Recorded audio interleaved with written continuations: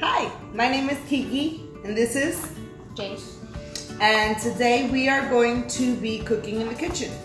Jace, what are we making today? We are making a cake made out of strawberries. We're going to use a box cake. Yes. And we're going to add strawberries into the cake. So Jace is going to be working on following the instructions. The ingredients you will need is 1 cup of water, 3 large eggs, and 1/3 cup of vegetable oil. Okay, so what are we going to use to measure our water and our vegetable oil? You will need a measuring cup. Okay, so it calls for how much water?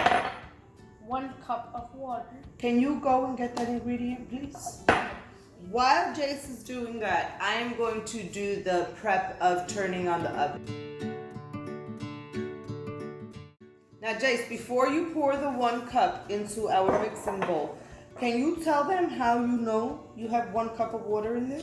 I know I have 1 cup because if you look close to the cup, it has like 1/2, then 1, then 1 through 1/2, then 2 cups, and it has all those numbers to know what you're measuring.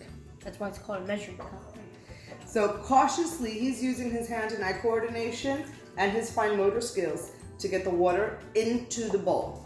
If your child is old enough to discuss the light years and the measurements that are on the measuring cup, that's where your conversation can flow.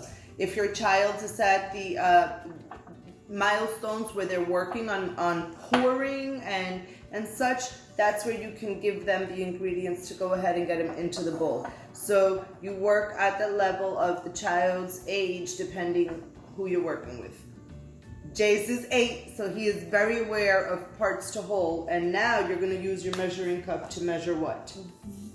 Here it says vegetable oil. How much vegetable oil does it say? We need 1/3 of a cup. Perfect. We have all of our vegetable oil. And then you would pour it into the same bowl the water will be in. So then after that it says you will need 3 large eggs. Can you help me crack them? I can. So you would want to hit the egg on the side of the bowl and carefully dig your finger into it and open it. Good job. And then after you do that, you can do the other 2. Good I'm not job. good at it. Well, but how do you get better? You have to practice. Okay, so I'll do one, and you'll do that one alongside of me. We'll do it together.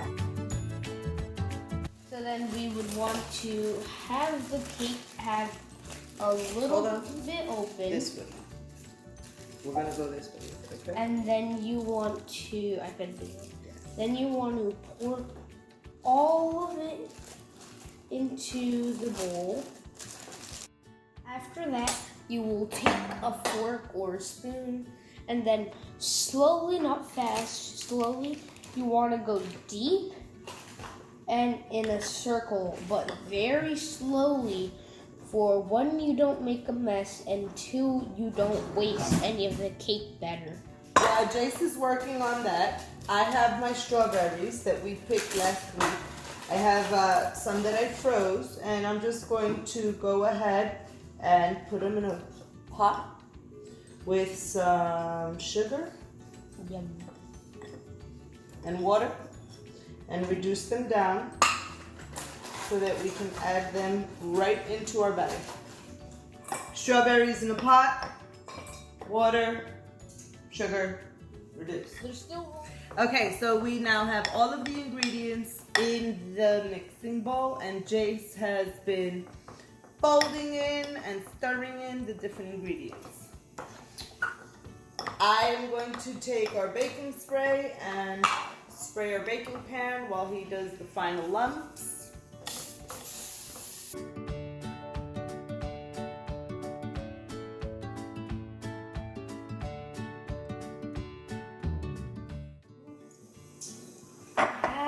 your pan of cake batter. So what happens now? Then you would take the pan You put it in the... and put it in the oven. We will be back to see if we're done. So what we're going to do is take about half this buttercream.